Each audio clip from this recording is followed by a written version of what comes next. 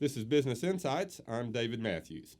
History shows that spending on security tools, only to be followed by subsequent breaches, proves that traditional cybersecurity approaches have been ineffective against disrupting and neutralizing cyber attacks. To deliver the best possible security outcomes to customers, Firehost is expanding its vision and offerings under a new banner, Armor. Joining us now is Kurt Hagerman, Chief Information Security Officer with Armor. Kurt, thank you for being with us today. It's my pleasure, Dave. Thanks for having me. Well, great. Kurt, can you tell us about Armor and what you do? So Armor is our new brand, and we are at heart a security company. We have been delivering best of breed security to our customers through a cloud hosting platform. In other words, an infrastructure as a service that we provide to our customers that has a deep and wide security set that helps the customers protect their data. We've recently rebranded, and part of what we're doing now is expanding our solution set to help protect customers' data in pretty much wherever it is. So we've had a very strong showing in the marketplace with our security model and our infrastructure as a service delivery. But what we've come to find is that there are a lot of people that have a lot of our, even if some of our customers who are using other public cloud providers for some of their workloads. And we're trying to help them understand which workloads are most appropriate in each cloud and provide the same kind of security that we provide in our virtual private cloud environment to their other environments, and give them a single pane of glass to view the security features in each of their clouds through one view.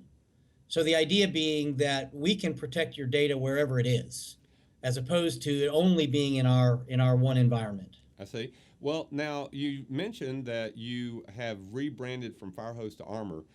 Why is the rebranding significant? Does it represent a shift in what you're delivering to the customers? Absolutely. I think part of the reason for the changing the name is the name Firehost. While we did have a certain amount of market knowledge, and folks were sort of recognized the name, just by virtue of the name Firehost, it really kind of we felt put us in a box around hosting, and we're really not about hosting. We're really about data security, and so the name Armor was a natural shift for us to focus the company more on what we do. And then as far as products go, we still are going to have our virtual private cloud, which is our full security stack on our infrastructure. It's very high performance. 2014, we operated at cloud space. And now we're taking our security stack and we're porting it to other clouds. So we're already live on Azure. We will be live shortly on AWS, and we're going to continue to add additional public clouds over the next coming couple of months, as well as the ability to add our security to a customer's own virtual infrastructure that they may be hosting on site or that they may have a colo for. Well, now, how is Armor actually redefining the cybersecurity industry? I mean, what differentiates you from the competitors? So I think it goes back to the comment, the opening that you made, the opening statement you made about the cybersecurity industry has largely, I think, failed the customer base. It is an industry that is all about selling tools, and there's a plethora of tools available. The problem is that there's a huge shortage of trained security professionals in the United States. I think we're about 200,000 in the red cybersecurity professionals.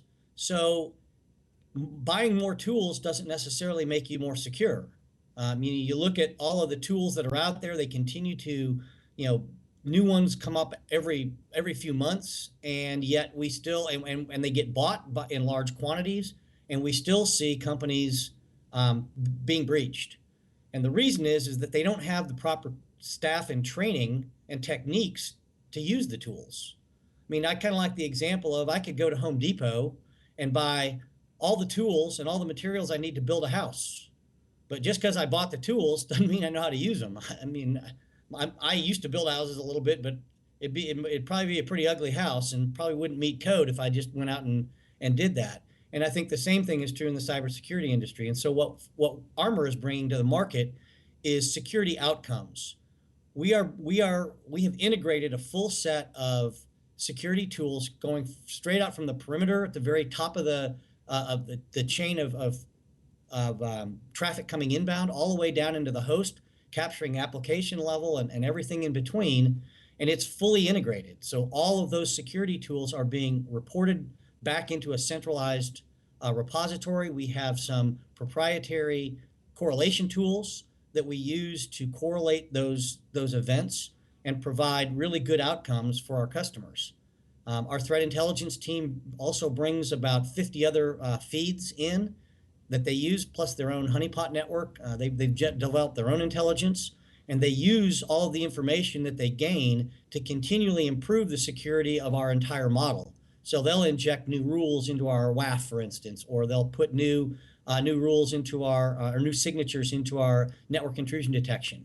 They constantly update our IP reputation monitoring so that we've got the best and most recent list of known bad IP addresses that we block. Right.